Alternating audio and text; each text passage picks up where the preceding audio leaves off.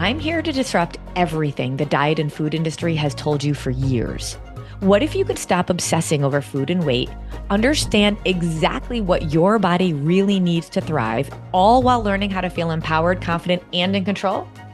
Hey there, I'm Carrie a certified nutritionist, award-winning educator, behavioral specialist, international speaker, and mom of two amazing college-age daughters. I'm here to help you disrupt everything the diet industry has told you about your health and your body. So here's the truth. Sure, what we put in our bodies matters, and it's more than just nutrition. As a nutritionist and a behavioral expert, I'm uniquely qualified to marry both the science of what our bodies need along with how to change your relationship with food, and all while realizing your value. I want to help teach you to reach your health, wellness, and yes, even weight loss goals with powerful conversations, science-backed strategies, and real talk.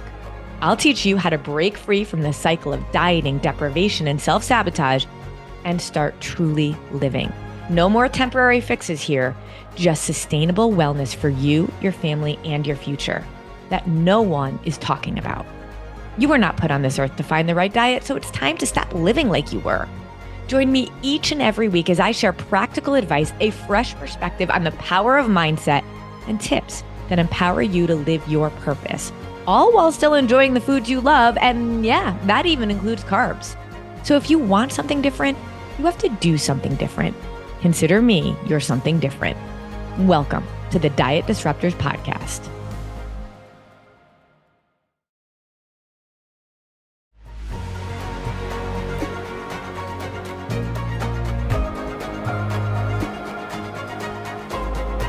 Well, hey, Diet Disruptors, Carrie here, and welcome to another mini episode all about how we are going to get you managing time instead of time managing you. Time is the thing that I am probably the most obsessed about. I get myself so passionate about teaching people how to understand and respect time because we can't make more of it. We can always make more money, right? We can always make up for doing things that maybe aren't the best. But we can't go back in time. It's the great equalizer. Anybody, no matter how much money they make or how famous they are, we all have 168 hours in a week. How we use that time is so important. I also think about the time funnel because the time funnel is this concept around how our years, and think about this, I'm turning 50 this year, and I think, where did the time go? And I can't believe my daughter is 20 this year. I just feel like it was 10 minutes ago, I was 20. It goes by fast. When I moved to Mexico for a year with my girls, golly, that was hard. I mean, they didn't speak the language. They were thrown into a brand new school with new people in all Spanish, and they didn't even know how to count to 10 in Spanish. And the days felt like they went by really slow, but the year went by fast. And we look back on that year and we're like, gosh, it seemed like it flew by, even though it definitely didn't. Time is just this crazy warp of surrealness that doesn't always make sense to us. And this funnel of time is really around the concept and respecting the fact that how we spend, like what happens over the years is all a result of how we spend our months, which is a result of how we spend our weeks, and then how we spend our days. And that trickles down to our hours and our minutes. Now, I am not one to say that we have to spend every single minute being productive, every single second. But we do have to recognize that when that time slips away, we can't get it back. And our capacity is something to respect because we also have to be efficient with what we're doing. You know, I know like in college, for example, when I would maybe pull all-nighters, let's be honest, I wasn't really that effective, but it was hard to convince me of that because I just thought like the more time I put in, the better it would be. As I've gotten older, I realized if I don't get my sleep, I am going to be no good the next day, and then I'm going to be completely non-productive. So we have to be just really thoughtful about all of these pieces. But how we spend our minutes or hours translates into our days, into our weeks, into our months, and into our years. And so this is what we are talking about. This is the third episode in this mini series that I'm doing around how we are going to manage time instead of time managing us this year. And these little mini episodes are walking you through step by step, a little bit like a training, a little bit like how I work with my clients. 1% learning over time to be able to add up to something big and transformational. So, in the first episode in this series, I talked to you about brain dumping your 168 hours. And if you haven't listened to that or haven't done that yet, go back and listen to it, go back and do that. But you can still listen to this episode because it's going to just sort of front load you for what you're going to be doing next.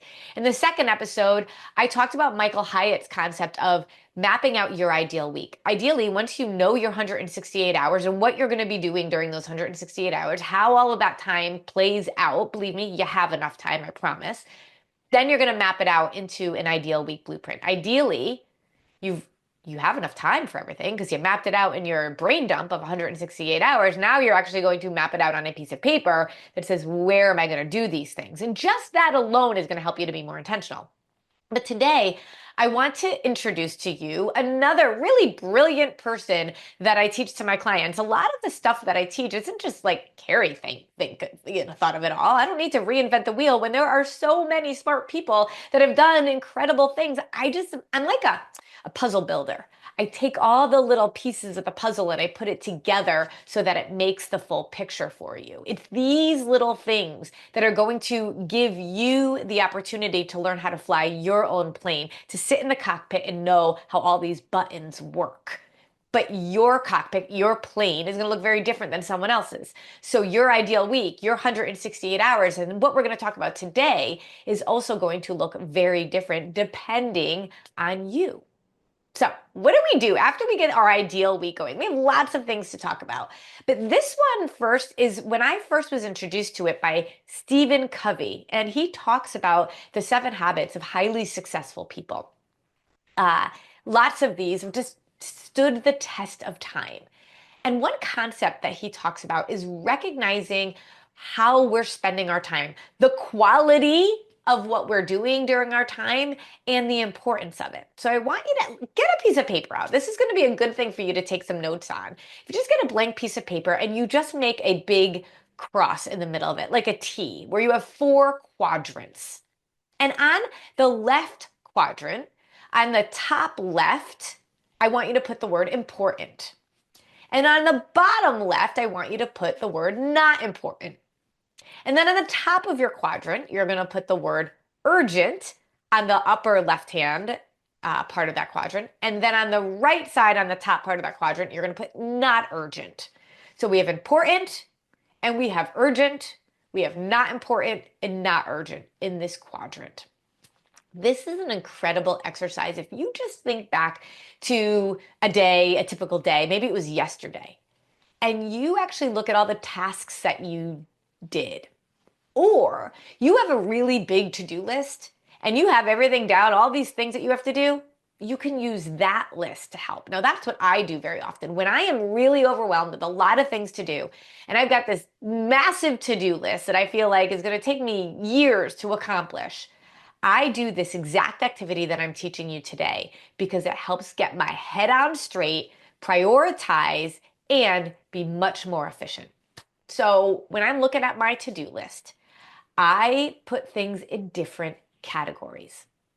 So let's think about this quadrant. If we are looking at the upper left-hand corner, we've got urgent and important. And if you are working in there, I do a lot of work with correctional officers and the prison system. And the correctional officer world is one where so many things are on fire. So many things pop up that are important and urgent. And I recognize that. And I work with them to be able to try to manage that because when you're always working in important and urgent, what does life look like, do you think? If you look at your to-do list and you feel like, oh my gosh, this is really important and I had to do this yesterday, how does that present in your body, in your life? Lots of stress, right? Lots of anxiety. There's a reason why the average lifespan of a correctional officer is 59 years. It breaks my heart. It's why I'm so passionate about working with them. But as a typical non-correctional officer type of person, how much of your day, if you're really honest with yourself, is sitting in that important and urgent category? If that's a lot of your day, then you can imagine why you're so stressed all the time. because constantly working where you feel like you're behind the eight ball and it's so important, it makes you really struggle on a daily basis. So if you look at your to-do list and you see so many tasks are sitting in that quadrant, no wonder time is taking a hold of you, you don't feel in control, and you're stressed all the time. Today's episode is brought to you by Be Rooted In, a magnesium lotion that also has essential oils in it. And if you are like me, you are going to need it as part of your daily routine because it is that luxurious and that beneficial. Magnesium is actually a mineral that most of us need. And if we're taking a capsule, I hate to tell you, but it's probably not doing what you think it is. When I first talked to my functional nutritionist, she had told me magnesium lotion is the way to go. And I could not find any on the market that weren't greasy or that had ingredients that I felt good about actually absorbing into my skin. And then I met Natalie. I love that she is a fellow female entrepreneur, but Natalie has wrapped her mind, her heart, and her soul all around the benefits of magnesium and why we need it so much. Sleep, stress, pain, so many different functions in our body rely on us having high levels of magnesium. And magnesium lotion is such an amazing way to be able to have it. Her products, which help with sleep or pain or tranquility, because of the essential oils in it and because of the high amount of magnesium, it is an absolutely essential part of my daily routine, and I can't wait for you to try it as well. If you go to my website, carrielupoli.com, go check out my favorite products, click on the link for magnesium lotion, and I have a special code for you too to be able to get 20% off your first order. I'm going to say something here, and that's depending on how open you are in your mindset. If you have kind of a growth mindset and you're coachable here, then I want you to take this seriously. If you're going to be kind of stuck in your belief system right now, this is going to be a little hard to hear. Not everything on your list that you've marked as important and urgent really is important and urgent. It might feel like it is, but you got to ask yourself the real hard question. Is it really? Could I go to bed tonight with this not being done? What happens if this isn't done? If you don't get this done, seriously, honestly, ask yourself what happens. It might feel urgent, it might feel important. And if you could do that little bit of a litmus test with your important and urgent quadrant, you can probably pull a few things off of there. So now let's go down that quadrant. So in the bottom left-hand corner, you now have urgent and not important.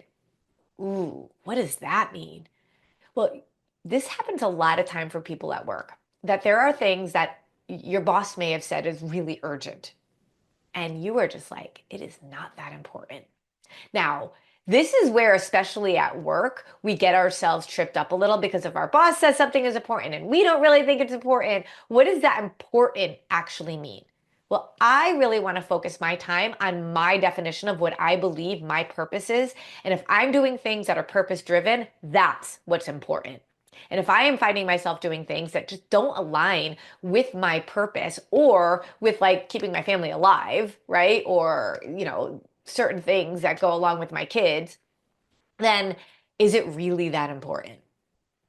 I this is kind of like a satire in a way, but Christmas cookies is a good example of this. I often see women so stressed out because they have to have the Christmas cookie experience with their kids, and they look at it as important and urgent, and they've got to do it. But at the end of the day, it's the quality of time that we're spending with our kids, and we put a lot of our pressure on ourselves for things like that, and it might not actually be that important.